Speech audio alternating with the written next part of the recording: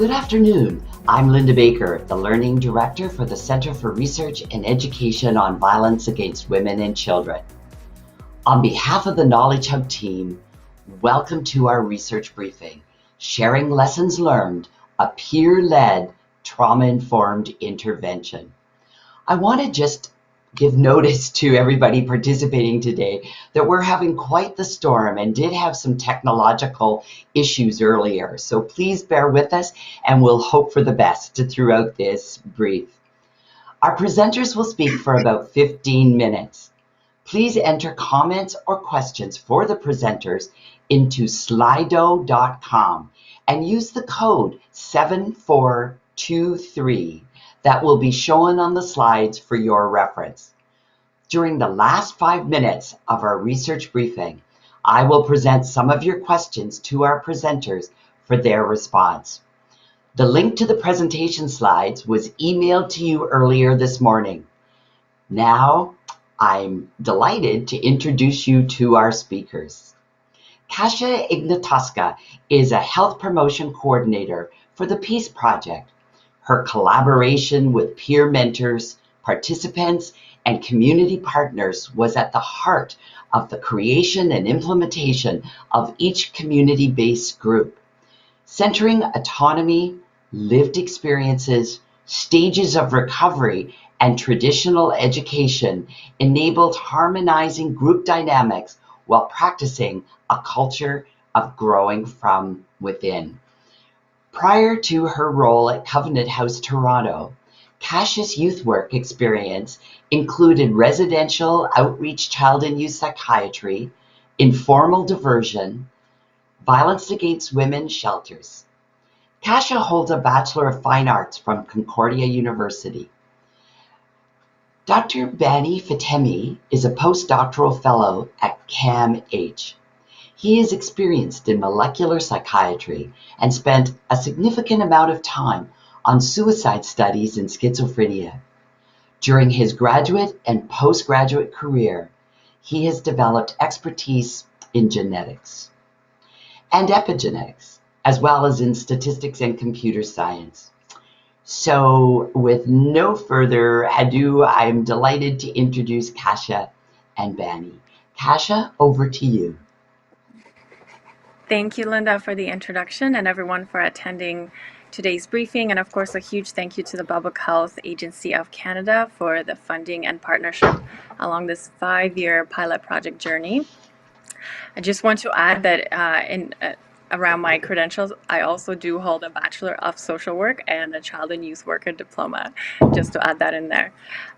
So the purpose of today's of the intervention was to learn whether a peer-led, trauma-informed psychoeducational groups were effective in promoting the health and resiliency of women identifying youth who have experienced gender-based violence.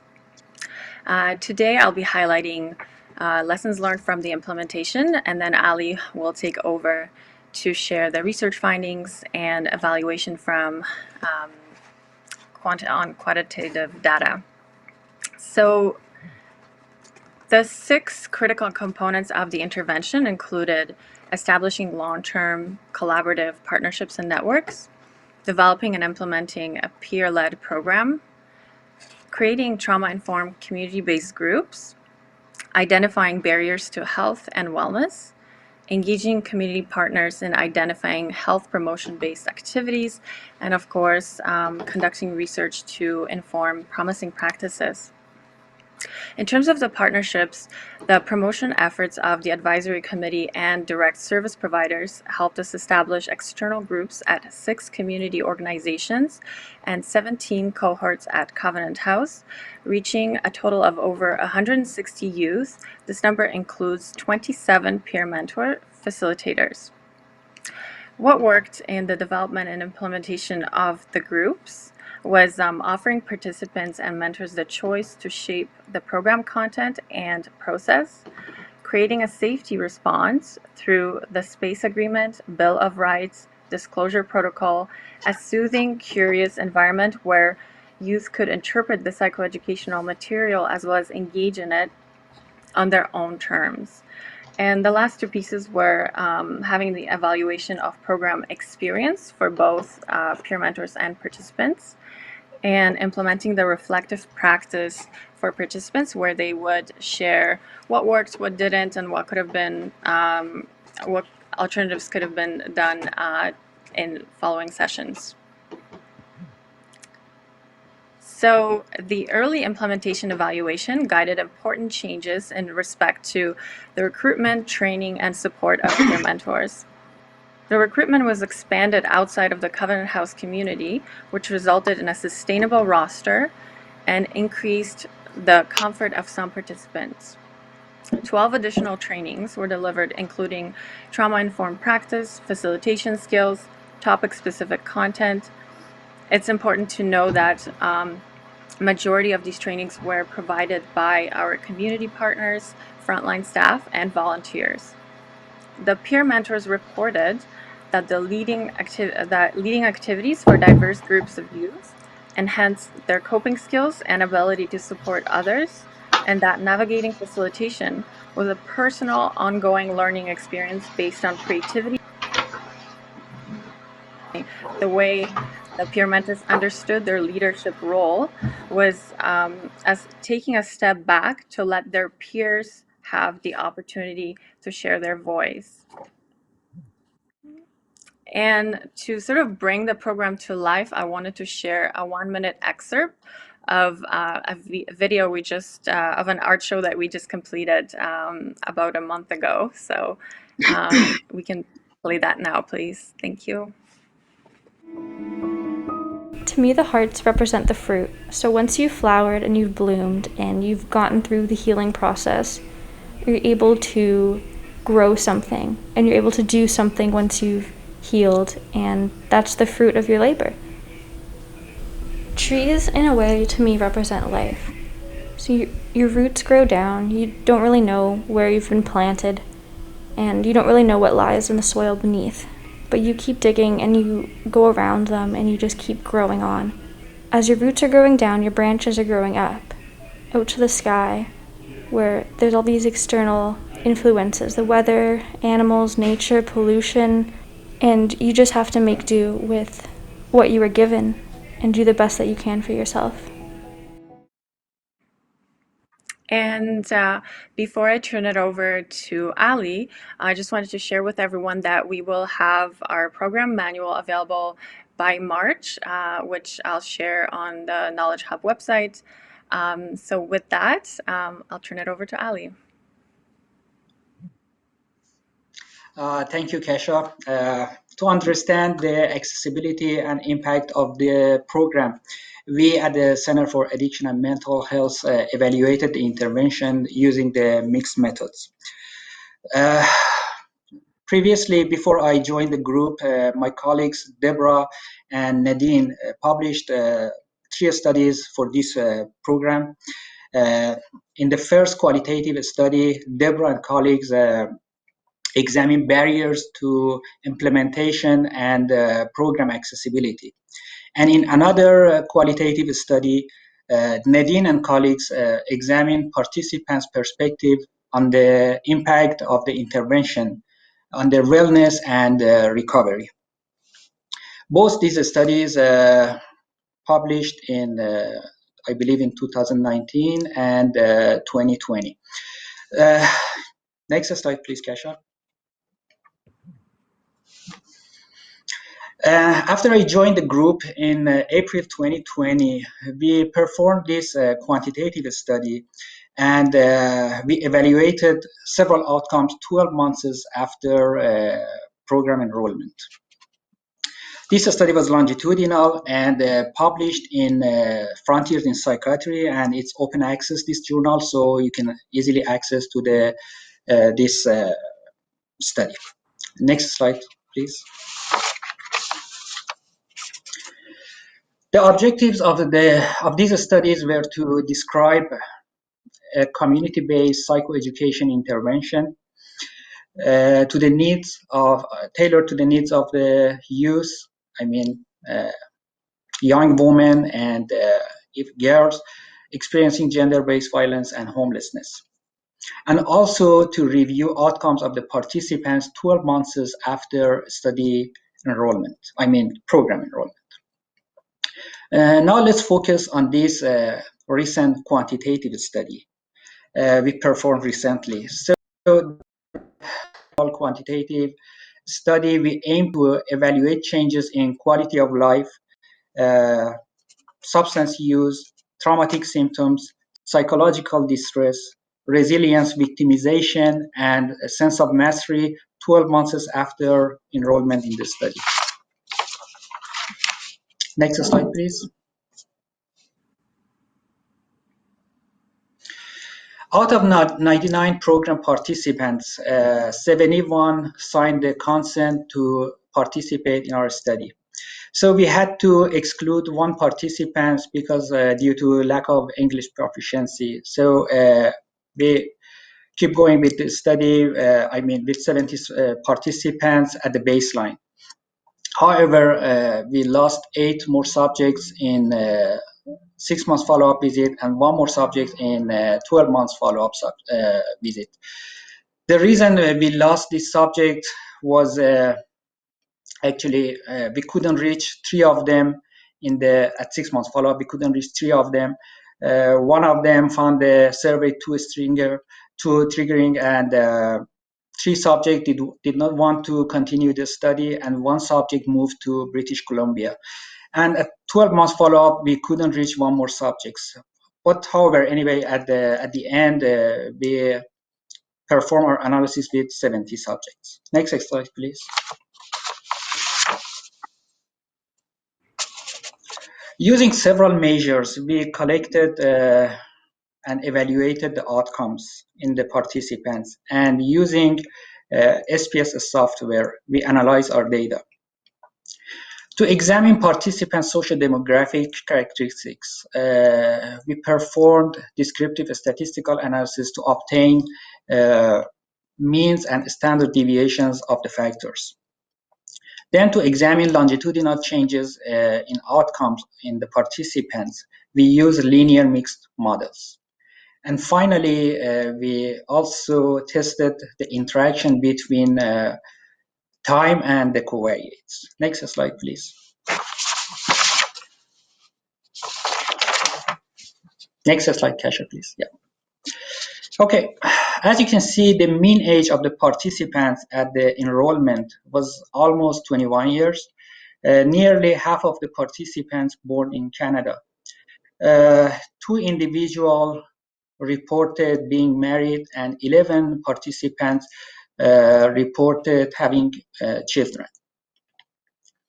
We also assessed the adverse childhood experience in our participants, and the most common adverse childhood experience we found was emotional abuse, and the least common adverse childhood effect we found was physical neglect.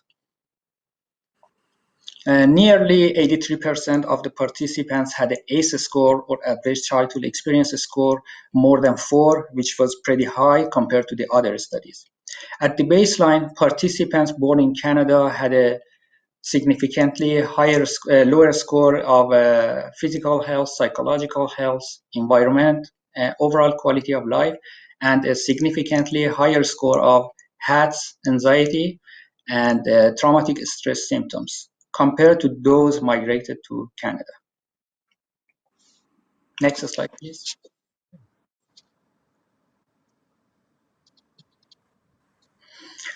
We evaluated several outcomes in this study. The primary outcome was quality of life, and the secondary outcomes were experiences of victimization, resiliency, psychological distress, substance use, level of mastery, and traumatic stress symptoms. After 12 months of the program, our findings showed that the overall quality of life score was significantly increased, and the experience of victimization was significantly decreased. Next slide, please.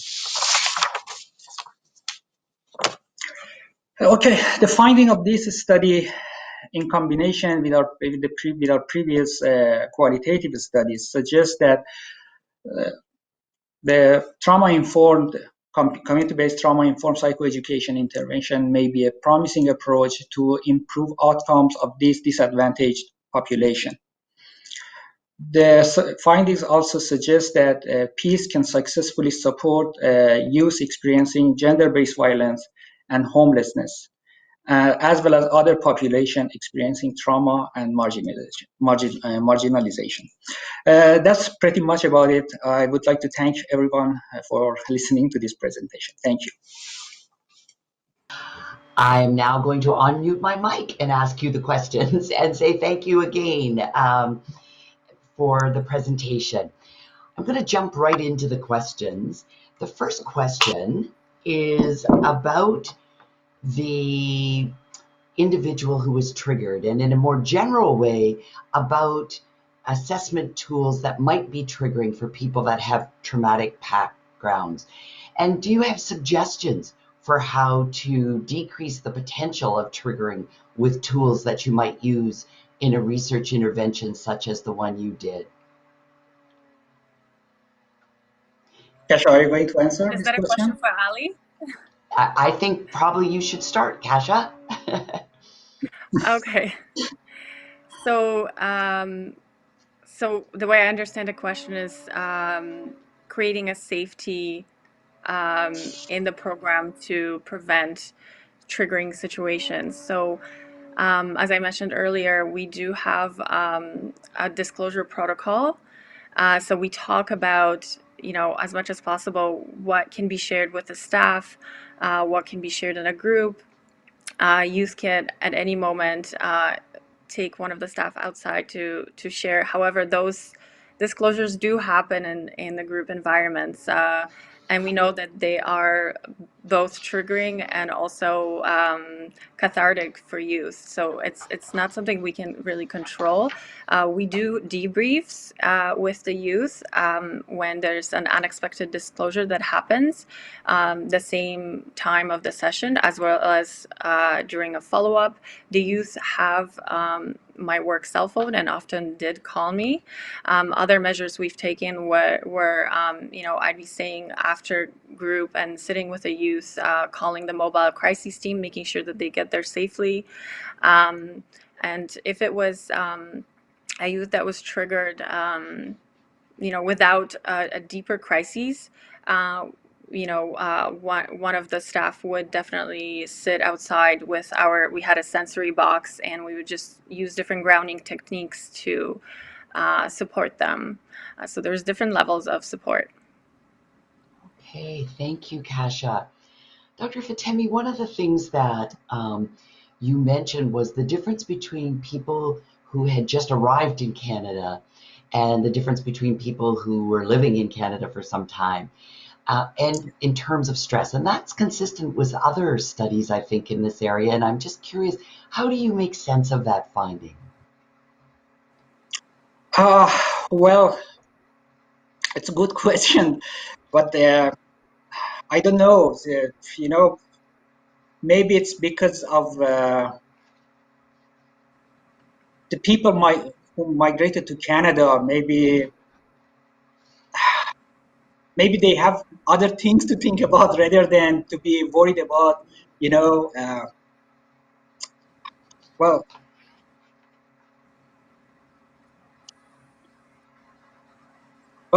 honestly, I'm not sure why the people. You're right. It's the results show that we found more negative aspects in the people who born in Canada rather than people compared to people who migrated to Canada. Maybe it's because of the culture. Maybe it's because of the different culture the people have in their back home in their own country. But I'm not 100% sure why these negative aspects in the people who born in Canada. Yeah, it's such an interesting finding, and maybe something in terms of future research. And it would be interesting. I don't know if you plan to do a further follow-up than your 12 months. But sometimes some of those. I hope we do. You hope to, because it'll be interesting to see if some of those differences attenuate over time.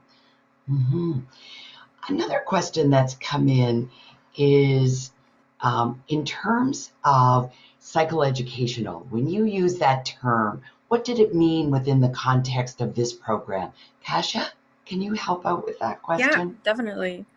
So it meant, teaching youth different ways of, setting, for example, boundaries. So, and talking about the responses that we may have to setting a boundary. And so talking about the primary emotions and secondary emotions, so which kind of help youth explain the science behind, this is a good decision. I'm setting a boundary because, this is what I want to do. This is not what I want to do. But so why does that make me feel bad? And so the psychoeducational piece was largely supported by the science perspective, which is where some of our volunteers come from. Actually, I've reached out to York University neuropsychology department, where we had PhD students come in and facilitate incredible sessions on how the brain works in terms of relationships. So, what makes us, respond in different ways, and so that neuroplasticity, youth were really, really like that piece. Also because it took care of that shame and self blame aspect of making certain decisions, so it helped youth make a lot of sense of what's going on. So that's what I mean by psychoeducational activities. Yes. Okay. Thank you, Kasia. Unfortunately, we're out of time. These are brief. They're meant to be brief, and we really appreciate the overview that both of you have provided. Want to remind people to fill out the evaluation and to stay tuned and join future research briefings. And I'm sure people will look for your research publications as well related to this project. And we'll try to make some of that information available on the Knowledge Hub website. And not to forget that Kasia mentioned the program manual will be available as well. So that's very generous. Thank you very much to both of you. Thank you. Thank you so much, Linda. Thank you, everyone. Thank you. Thank you, Kasia. Thank you. Thanks, Sally.